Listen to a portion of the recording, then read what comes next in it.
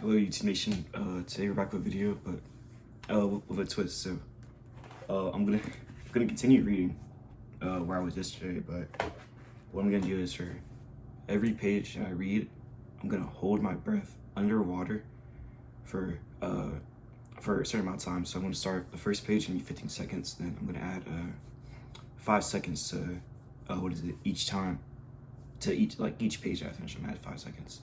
The goal is to read 10 pages and do 60 seconds. If I fail once, the video ends. So yeah, let's get to it. Alright, so we're starting off with the death of Jack Hamilton. I'm gonna start from where I was yesterday because I read it, kind of sucked. So yeah, the death of Jack Hamilton. Want you to get one thing straight from the start. Was it nobody on earth didn't like my pal Johnny Dillinger except Melvin Purvis of the FBI. Purvis was J. Edgar Hoover's right-hand man, and he hated Johnny like poison. Everyone else, well, Johnny had a way of making folks like him, that's all. And he had a way of making people laugh. God makes it come right in the end, that's something he used to say. And how do you not like a guy with that kind of philosophy? But people don't want to let a man like that die. You'd be surprised how many folks still say it wasn't Johnny the feds knocked down Chicago besides the Biograph feeder on July 22nd, 1934. After all, it was Melvin Purvis who'd been in charge of hunting Johnny down, and besides being mean, Purvis was a goddamn fool, the sort of man who tried to piss out a window without remembering to open it first. You won't hear no better from me either. Little fag of a dandy, how I hated him, how we all did. We all got away from Purvis and a G's after the shootout at Little Bohemia, Wisconsin. All of us. The biggest mystery of the year was how that goddamn pansy ever kept his job. Alright, that's first page. Let's get to it.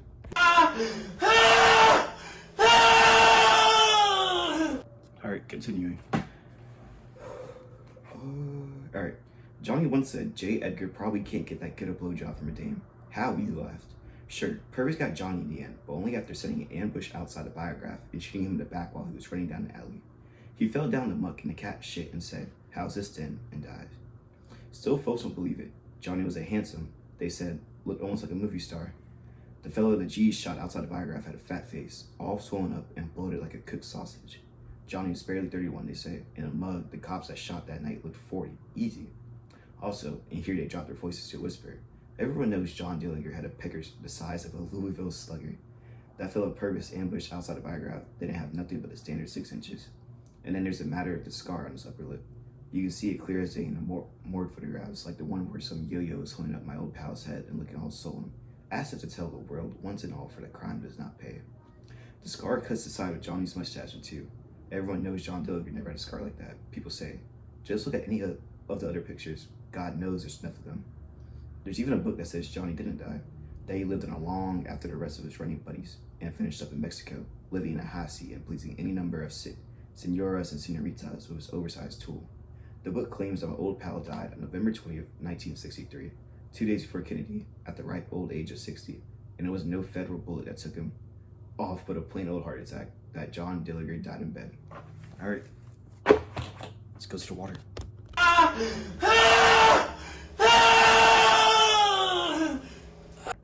right, let's get back to it. It's a nice story, but it ain't true. Johnny's face looks big in those last photos because he really packed on the pounds. He was the type who eats when he's nervous, and after Jack Hamilton died in Aurora, Illinois, Johnny felt he was next. Said as much in that gravel pit where he took poor old Jack. As for his tool, well, I know Johnny ever since we met at Pendleton Reformatory in Indiana. I saw him dressed and undressed, and Homer Van Meter is here to tell you that he had a good one, but not an especially great one. I'll tell you what a great one if you want to know. Doc Barker, the mama's boy. Which brings me to the scar on Johnny's upper lip, the one you can see cutting through his mustache in those pictures where he's lying on the cooling board. The reason the scar doesn't show in any of Johnny's other pictures is that he got it near the end. It happened in Aurora while Jack, Red Hamilton, our old pal, was on his deathbed. That's what I want to tell you about, how Johnny Dillinger got the scar on his upper lip. Me and Johnny and Red Hamilton got away from the Little Bohemia shootout through the kitchen windows and back, making our way down the side of the lake while Purvis and his idiots were still pouring lead into the front of the lodge. Boy, I hope to cry. Who owned the place had insurance. All right.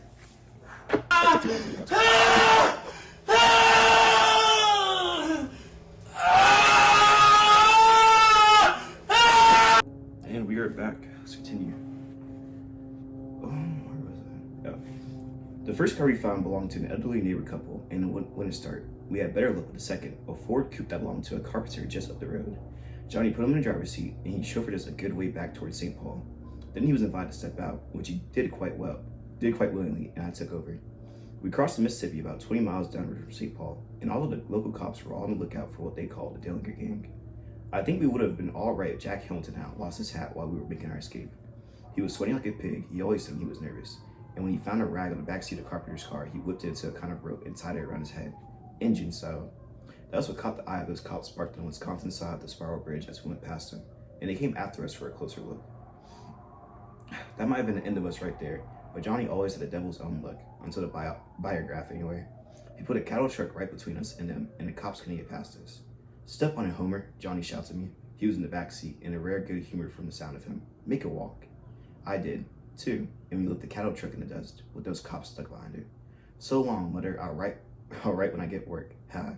Once it seemed we had buried him from good, Jack said, "Slow down, you damn fool." That was since getting picked up for speeding. All right, 30 seconds.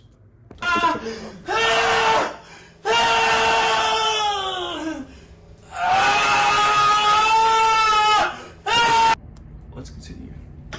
So I slowed down to 35, and for a quarter of an hour, everything was fine. We were talking about Little Bohemia, and whether or not Lester, the one they were always calling Babyface, might have gotten away.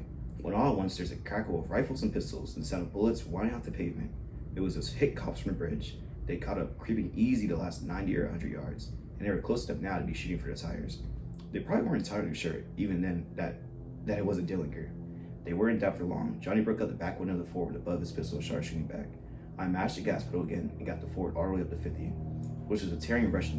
Video cut, let's continue. Okay. There wasn't much traffic, but what there was, I passed anyway. I could on the left, on the right, in a ditch. Twice I felt the driver's side wheels go up, but we never tipped. Nothing like a Ford when it came to a getaway.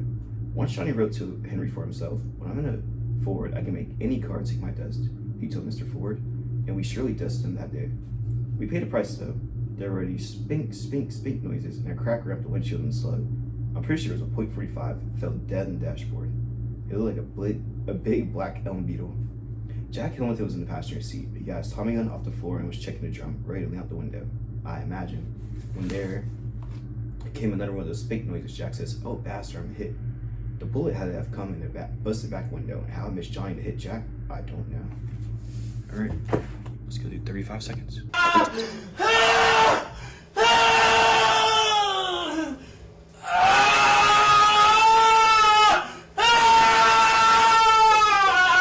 Alright, let's continue.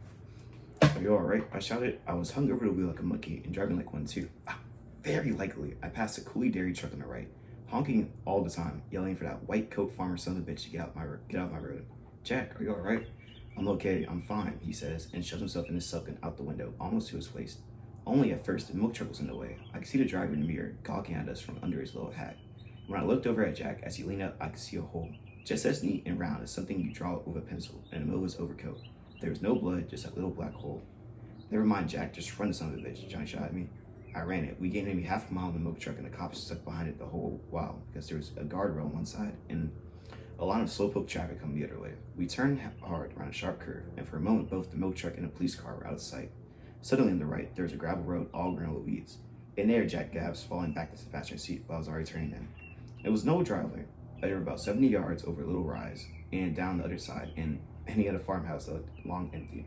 I killed the engine, and we all got out and sit behind the car. All right. 40 seconds.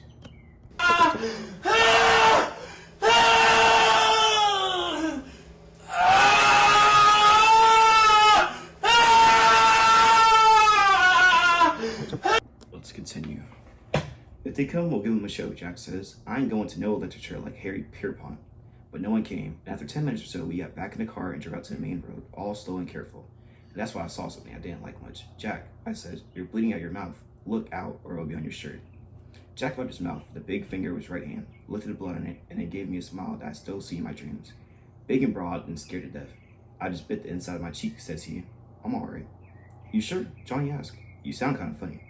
"I can't catch all my breath just yet," Jack says. He wiped his big finger across his mouth again, and there was less blood, and that seemed to satisfy him. "Let's get the fuck out of here." "Turn back toward the Spiral Bridge, Homer." Johnny says, and I did like he told me.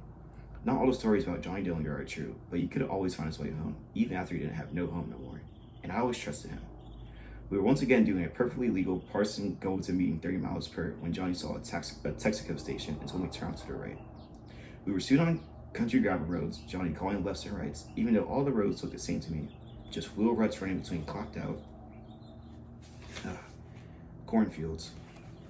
All right, 45 seconds.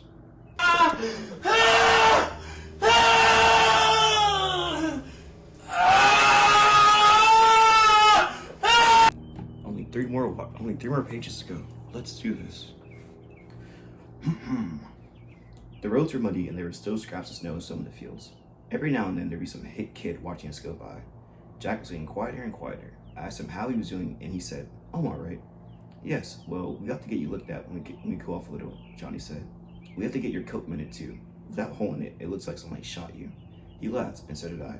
Even Jack laughed. Johnny could always cheer you up.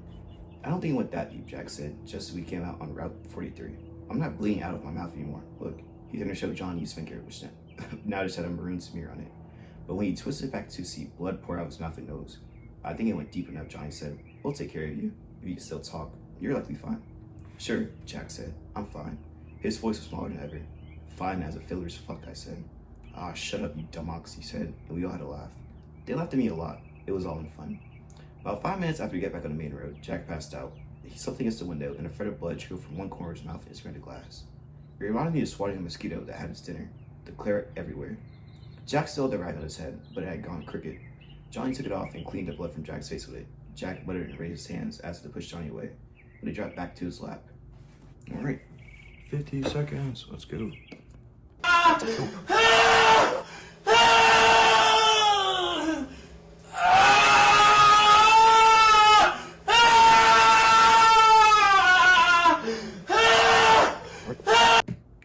Let's continue. "Those cops will have radioed ahead," Johnny says. "If we go to St. Paul, we're finished. That's what I think. How about you, Homer?" "The same," I says. "What does that leave? Chicago?" "Yep," he says. "Only first you have to ditch this motor. They'll have the plates by now. Even if they didn't, it's bad luck. It's a damn hoodoo." "What about Jack?" I says. "Jack will be alright," he says, and I knew to say no more on the subject. We stopped about a mile down the road, and Johnny shot up the front tire of the hoodoo Ford while Jack leaned against the hood, looking pale and sick. We needed a car. It was always my job to flag one down. People who wouldn't stop for any of the rest of us would stop for. "Alright, sorry," Johnny said once. "Why is that, I wonder?" Harry Pierpont answered him. This was back in the days when I was still in the Pierpont gang instead of the Dillinger gang. "Because he looks like a Homer," he said. "Wasn't ever anyone looked so much like a Homer as Homer Van Meter does." We all laughed at that, and now here I was again. And this time, it was really important. You have to say life or death. 3 or 4 cars went by and pretended to be fiddling with the tire. A farm truck was next, but it was too slow and wobbly. Also, there were some fellas in the back. Gyro slows down and says, "Need any help, amigo?" Oh, alright. Let's move on to 55 seconds. Let's go.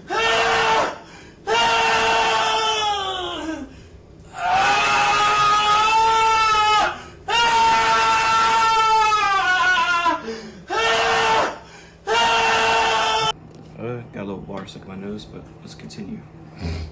Oh, okay. "I'm fine," I say, working up on an appetite for lunch. "You go right on." He gives me a laugh, and on he went. The fellas in the back also waved. Next up was Nutter Ford, all by its lonesome. I waved my arms for them to stop, saying where they couldn't help but see that flat shoe. Also, I was giving him a grin, that big one that says I'm just a harmless Homer by the side of the road. It worked. The Ford stopped. There was 3 folk inside, a man and a young woman and a fat baby. A family. "Looks like you got a flat there, partner," the man says. He's wearing a suit and top coat, both clean but not what you call grade A. "Well, I don't know how bad it can be," I says, "when it's only flat on the bottom." We was still laughing over that, just like it was new when Johnny and Jack come on the streets 3 guns drawn. "Just hold still, sir," Jack says. "No one's gonna get hurt." The man looked at Jack, looked at Johnny, looked at Jack again, then his eyes went back to Johnny and his mouth dropped open. I've seen it 1,000 times, but it always tickled me. "You're Dillinger," he gasps and shoots his hands up. "Pleased to meet you, sir," Johnny says, and grabs one of the man's hands out the air. "Get those mitts down, would you?" Just as he did, another 2 or 3 cars came along, county go to town type, sitting up straight as their 6 in their old money sedans. Alright, that was the last page, so let's do the full minute of staying underwater. Let's go.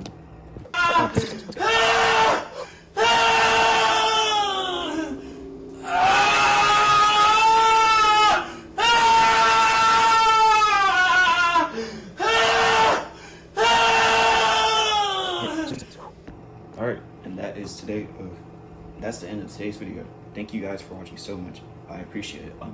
Make sure to click like, comment, and subscribe down below. Goodbye.